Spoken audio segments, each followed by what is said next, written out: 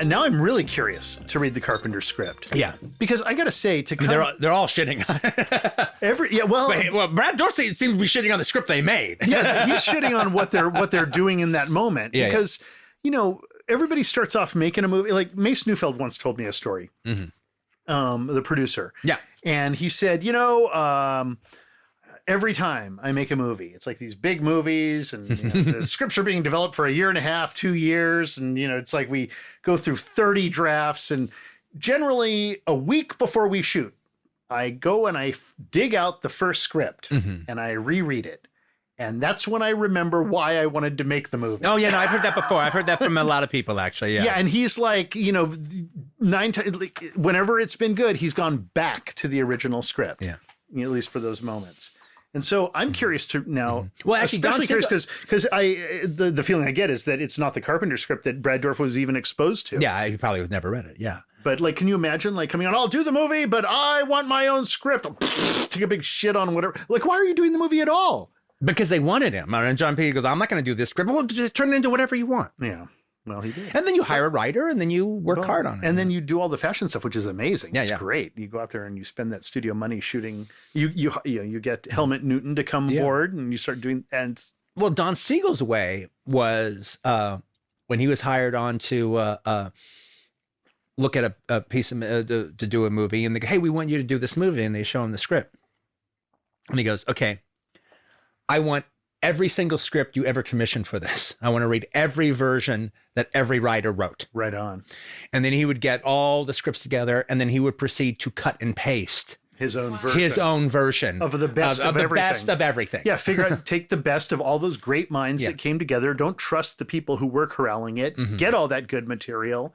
He would read every single solitary thing, and that's how he put together Coogan's Bluff, which is the movie that changed his career and made him a A-list director. I've already professed my love for Brad Dourif countless times. And if you're new here and haven't heard me talk about him yet, I love you, Brad Dourif. But there's another actor who had an absolutely amazing performance in Eyes of Laura Mars that we have yet to talk about, which is Rene Auberjonois. I recognize Auberjonois from his role as Odo on Star Trek Deep Space Nine. It was such a pleasure watching him in Eyes of Laura Mars, as his character was so different from Odo. Quentin, Roger, and Eli also thought his performance was a standout. Take a sneak peek from our debate during our upcoming awards show when we discuss Auberjonois' performance in the movie. But every line reading that Rene has it's something to it. But there's also something else about it that's really good, and it's different from the other red herring characters in Eyes of Laura Mars. You buy him being Laura Mars's assistant. Agent or publicist or whatever it is. You see the way he works in her life, and you see, he seems to have a function. Not like, why the fuck did she hire Brad Dourif as to be the fucking driver of all the drivers in New York? Why did she hire that guy? Why does this? Why does this? Why? We'll save a slice of cake for you. Yeah. Why? You're a piece of cake. You're a piece of cake. And I just love that moment. Okay, both of you, Brad Dourif and Rene, are arguing with each other. She goes, okay, enough of you. Both of you, shut up. Oh, both of you? Both of you? Okay. Me and your driver. Also, there's a really tortured feeling actually to Rene Auberjonois' performance because he keeps on getting the butt of the joke. Everyone keeps on making the gay joke at him. Yeah. Like, you're a piece of cake and everything. And he's just so fed up. Yeah. It's a really good performance and a really subtle performance, and too. I love it when he gets the Laura Mars photograph of him looking silly. Yes. Right? And then his whole thing, I hate it. I love it. By the way, that's one of the best line ratings. Yeah, that's amazing. I hate it. I love it. No, the Lloyd Bridges impression. You should see my Lloyd Bridges. He looks like Lloyd Bridges. It's spooky. Weird. It's spooky. Uncanny. To wrap up our episode today, I couldn't help but ask Eli about the first time that he met Quentin. Eli not only talks all about meeting him for the first time, but also shares how Quentin mentored him in the industry. I was telling the story to my wife yesterday. I was at Birds. We were having a meeting about cabin fever, trying to figure out how to raise money. And I walked out and I saw him sitting there. And my friend Ev was like, there's Tarantino. Say something. I was like, Mr. Tarantino, sir. And it's so cool. I was like, hey, just want to say I love your movies and you're a huge inspiration. And I want to, I'm trying to make a horror film. He's like, oh man, good luck. Very cool. Very cool. And that was it. That was the first time I met him. Second time. That was exactly. Yeah, how you just like quoted Quentin. I can imagine him saying that. Actually, Second time exactly was right. because K&BFX did the gore and Cabin Fever, and they just done Kill Bill, so we'd been kind of talking about, they've been telling Quentin, there's this kid who made this fucking cabin splatter movie. It's old school. It's balls to the wall. You're going to love it. So I went to a screening of this movie Undead at the William Morris Agency, the old building, and Quentin was sitting right in front of me. I was like, "Excuse me, Mr. Tarantino." I was like, "Hey, I made the movie Cabin Fever." He's like, "Oh yeah, Howard Berger told me about that. That sounds really cool." And then I go, "Yeah." I was like, I'm in the middle of, like, can't wait for you to see. I'm really excited. And he's like, "Yeah, it sounds really cool. Sounds really cool." And then afterwards, where I was leaving the screen, I was like, "Wow." And then he pulls up in his car, and he stops his car, rolls down the window, and goes, "Cabin Fever, I got it." And drove away. I was like, "Whoa." That was in March of 2003. Then in June, it was the LA Film Festival, and they were like, it was a midnight screening at the film festival. It was like a Saturday night. And there's photos on Wire Image. Like, if you go on Wire Image, Eli Roth, my very first like Wire Image photos or something was me.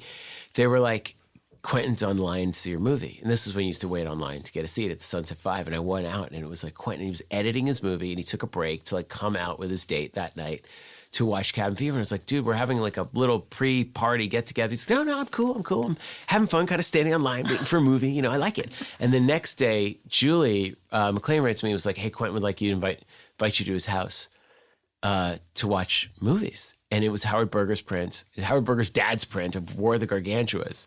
So we watched there. He's like, "Sit next to me." And we just like, and then we went in the house, and he's playing music, and he starts giving me this incredible career advice about how to like go to every film festival and talk about movies from that country. And he's like, "My movie is my passport to the world. That's my ticket around the world. All right."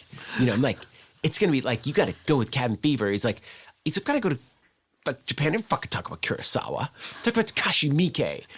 Talk about Seon Sono. I don't talk about the most obvious directors. Fucking Australian cinema. You're not going to go there and talk about fucking Peter Weir. You can talk about fucking Razorback, all right? Like, you're talking about Brian Trenchard Smith, all right? You can fucking turkey shoot, all right? I'm like, yeah, it's a great idea. Like, you're right. Like, I know. Richard Franklin. Yeah, exactly. He's like, you talk about fucking road games, all right? So I was like, that's a great idea. So then I remember going home that night and signing up, going to like New Zealand, Australia. I was like, yes. And I was like, get me interviews. And I'd go on the radio shows. And I was like, my favorite. And I just started like going fucking with the most obscure deep cup of shit I loved. The movies I really, really, really you truly loved. Not like pretending about like loving, I mean, I do love Picnic at Hanging Rock, but who wants to hear some, you don't want nobody gives a fuck about that. Here, listening to some kid who made a splatter movie talk about Peter Weir. I mentioned Yahoo Serious and Jacko and Crocodile Dundee 2. I mean, they just God, I love Crocodile. They were just like cringing at what I was saying. I was like, "Are you serious? Yahoo Serious?" Like, I'm like, the blueberry kitten pie. They're like, "You shouldn't, like, is that the only thing you know about Australia?" I'm like, "No, we know Jacko." Mark's just like, "Enter the energizer, hit a surprise." Yeah. They were like, "Oh my God." But knowing, stuff about like Turkey Shoot or some of their, the Treacherous with Stunt Rock, those kinds of films. It was so fun. But for me, that visceral one of going to his house and watching War of the Gargantuas and then being in his kitchen and having him take that interest in me, because he's like, there's no handbook for what you're supposed to do with your movie, and it hadn't come out yet. It's June. It's not coming out in September. And he gave out about as good of a handbook as... It's the best. Yeah. Quentin was the most generous, supportive person. And that's it. Like, before I had ever done anything, from the moment I met him at Birds to seeing him at the screening, I get like emotional thing about it, like at Undead, and then seeing him at the first screening of Cabin Fever, to that night at his house, to pushing me as an actor for Inglourious Basterds, to pushing me as a writer-director in Hostel. It's like, he's been like a true, like, no one has, like a champion. Never had a friend like him that just did it because he loved me and believed in me, and he wanted me to be my best because he wanted to see my movies. And then like him coming to the editing room of Hostel, I had the first 45 minutes cut, and he was like hitting me, like, "This is so fucking tense. Oh my God, it's so fun." Like that. I was like, oh man, I wrote Hostel because he told me to. I turned down a Warner Brothers movie for $250,000, more money I'd ever seen in my life. He goes, "I don't want to see you do one of these fucking shitty comedies. Like, what's that movie you have?" And I told him the idea for Hostel. He's like, "Are you fucking kidding me?" He's like, "It's the best fucking idea for a horror movie I've heard in 10 years. You got to make that." I was like, "What if no one sees it?" He goes, give a fuck about opening weekend. Think about the weekend 15 years from now. People are still watching it at a sleepover. That's the only fucking weekend that matters. The studio movie that Eli Roth turned down? Dukes of Hazzard.